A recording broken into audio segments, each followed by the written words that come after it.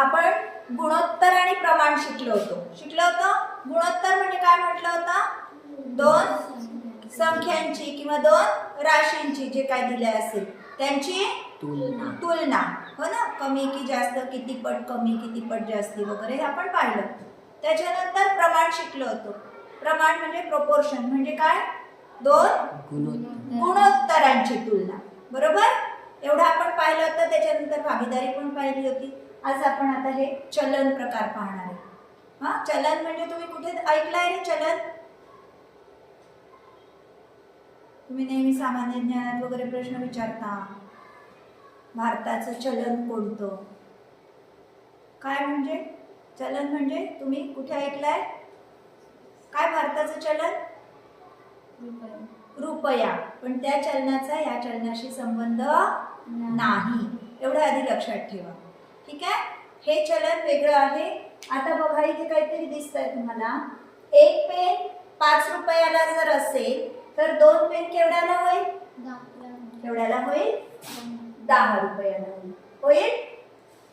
हा, समजा 4 पेन घेतले आपण, किती होतील आता? 20. काय किती होतील? 20.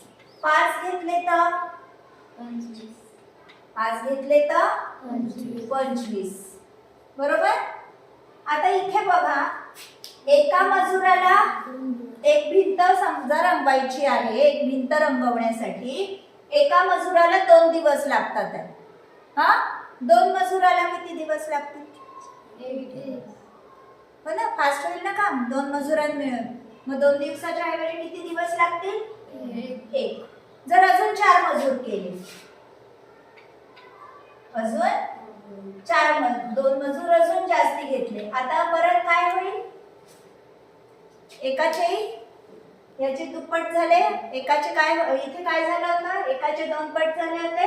2चा काय केला होता आपण? अर्धा केला होता. आता परत 1चा अर्धा करावा लागेल.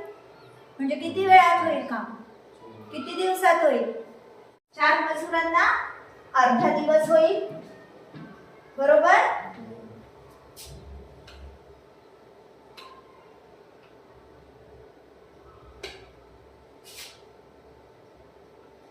बरोबर, अर्धा दिवस आपण असा लिहितो की नाही? हा, ठीक. समजा एका मजुराला 4 दिवस लागतात आहे. समजा आपण म्हणू एखादं काम करायला एका मजुराला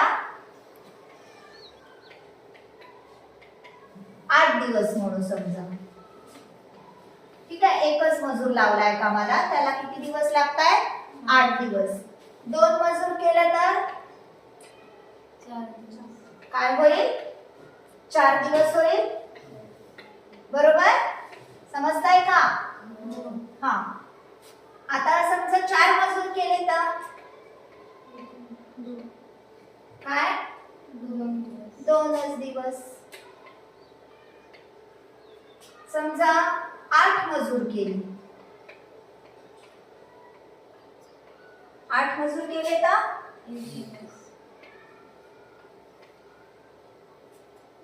समजला? इथे काय होत होता? पेनांची संख्या वाढवत होतो आपण, किंमत काय होत होती? वाढत होती. बरोबर? इथे काय होत आहे? मजुरांची संख्या वाढवतो आहे, दिवस काय होत आहे? कमी होत आहे. एकदम विरुद्ध दिसत आहे दोन्ही. तर ह्याला काय म्हणायचं? समप्रमाणात वाढत आहेत. 1ची दुप्पट झाली की इकडच्या पेनची पण दुप्पट होते आहे. 1ची 4 पट झाली, पेनच्या किमतीचे 4 पट झाले. ठीक आहे, ह्या चलनाला म्हणायचं समचलन. काय म्हणजे डायरेक्ट प्रोपोर्शन. आणि इथे कसं दिसतंय तुम्हाला? इकडची राशी वाढली की इकडची राशी काय होतीये? कमी होतीये. याला म्हणायचं व्यस्त चलन. काय म्हणायचं? किंवा इंग्लिश मध्ये म्हणतात याला इनव्हर्स प्रोपोर्शन. काय म्हणतात याला? Inverse proportion. इथे समजा आपण पेनची किंमत x म्हटली, काय म्हटलं? x म्हटलं तर हे काय होत आहे, y ची त्याच पटीत किंमत एक तर वाढतीये, x ची किंमत वाढवली तर y ची वाढेल, x ची कमी केली तर y ची कमी होईल. बरोबर. इथे काय होत आहे, x ची किंमत वाढव, ह्याला कसं लिहू आपण इन्व्हर्स प्रोपोर्शनला, कसं लिहिणार, व्यस्त चलन. याचा अर्थ एक y ही x च्या कशी आहे, व्यस्त चलनात आहे. इथे मात्र दुसरी राशी कशी चलनात आहे, समचलनात आहे, म्हणजेच डायरेक्ट प्रोपोर्शन, त्याला म्हणायचं इन्व्हर्स प्रोपोर्शन. x1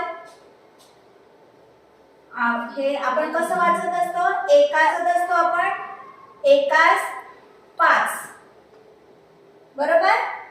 एक पेन 5 रुपयाला, कसं वाचतो याला आपण, एकास 5 किंवा असं सुद्धा म्हणतो.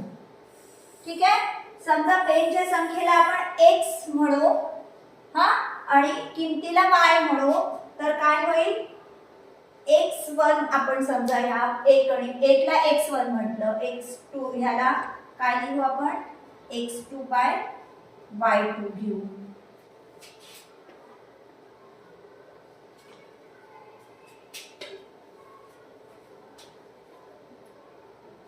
ठीक आहे. याच्यावरून काय लक्षात येत आहे तुमच्या, ज्या पटीत x2 वाढेल x1 पेक्षा, त्याच पटीत y2 सुद्धा y1 पेक्षा वाढेल, किंवा कमी झाला तर त्याच पटीत कमी होईल. ज्या पटीत कमी होईल त्याच पटीत y2 सुद्धा कमी होईल. ज्या पटीत x2 हा x1 पेक्षा कमी होईल, त्या पटीतच y2 सुद्धा y1 पेक्षा कमी होईल.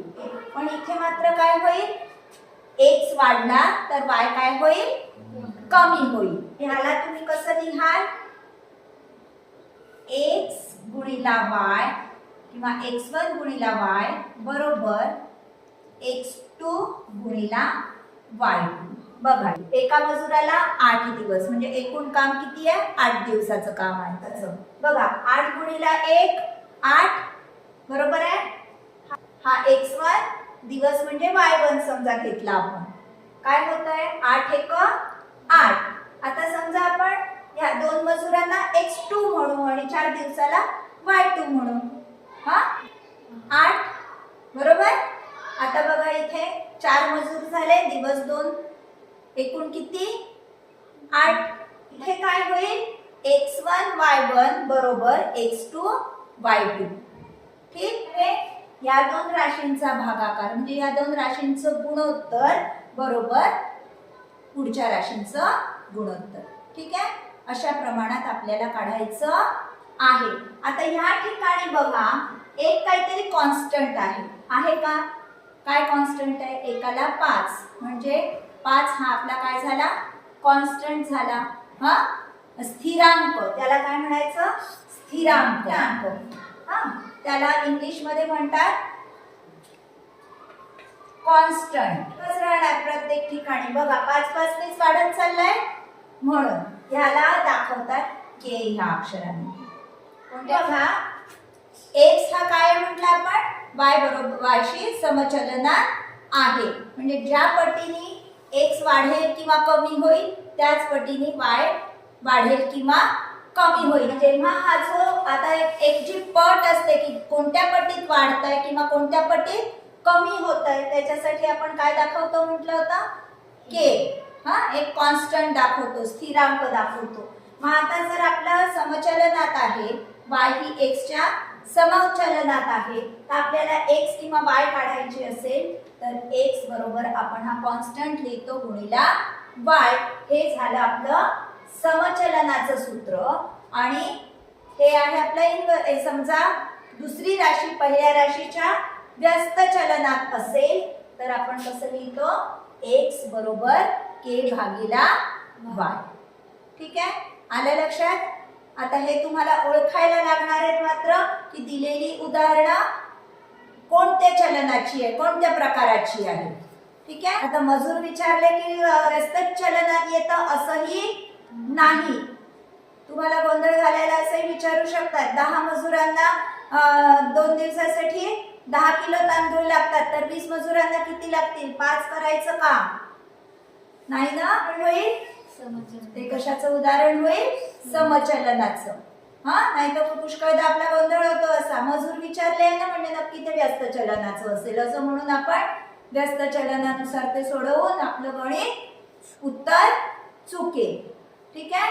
म्हणून आधी तुम्ही काय ओळखायचं दिलेलं उदाहरण कोणत्या चलनाचं आहे समचलनाचं आहे की व्यस्त चलनाचं. नक्कीच तू 10 जणांना तांदूळ 10 किलो लागत असेल तर 20 जणांना त्याच्याहून जास्तीच लागेल. हा म्हणजे आपण कामाचे दिवस जर विचारलं असेल तर मात्र ते कशाचं होईल तर ते कशाचं उदाहरण होईल इनव्हर्स प्रोपोर्शन किंवा व्यस्त चलन. व्हिडिओ आवडल्यास नक्की लाईक, शेअर आणि कमेंट करा. आणि हो, सबस्क्राईब केलं नसेल तर अवश्य सबस्क्राईब करा म्हणजे मी नवीन अपलोड केलेल्या व्हिडिओजचे तुम्हाला नोटिफिकेशन्स मिळतील. धन्यवाद.